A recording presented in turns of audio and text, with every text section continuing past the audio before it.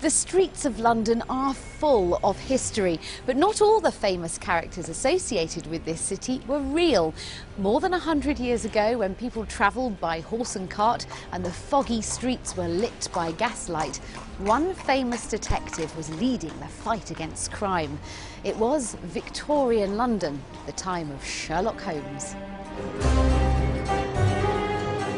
The fictional character of Sherlock Holmes has been popular ever since he was created by author Sir Arthur Conan Doyle in the late 1800s. Since then, Holmes has appeared in many films.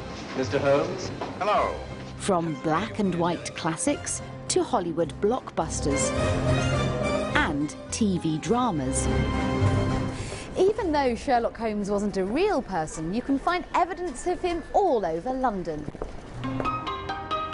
There is a statue of Sherlock Holmes near Baker Street.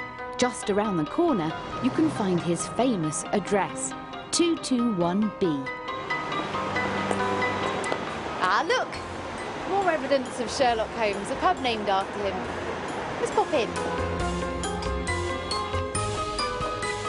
There are lots of Sherlock-related things inside the pub. The pub even has its own room, which is supposed to look like Sherlock Holmes' study, with his famous pipe and laboratory instruments for his forensic or scientific approach to solving crimes.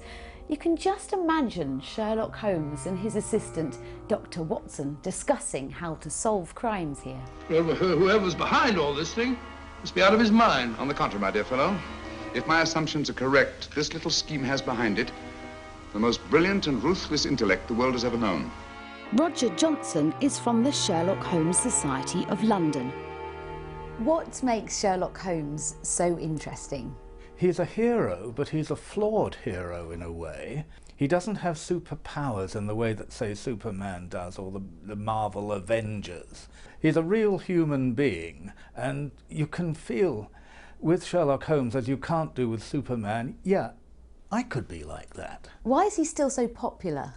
The main reason is that the original stories are so good. They're very well written, and they're tremendous fun to read. The Metropolitan Police Heritage Museum shows the history of policing in London. Holmes was famous for his use of forensic or scientific techniques to solve crimes. His creator, Conan Doyle, visited police museums to gain inspiration for his stories. Alan Moss is a former policeman and historian. Do you think it was useful for Conan Doyle to visit places like this? He was really interested in real-life crimes, but actually making those crimes into a really good story. Police methods and crime-solving techniques have changed since the time of Sherlock Holmes.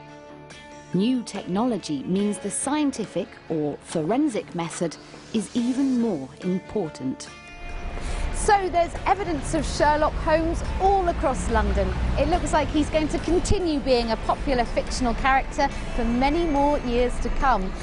I wonder what Sherlock would make of today's forensic work and policing techniques. I guess we'll never know.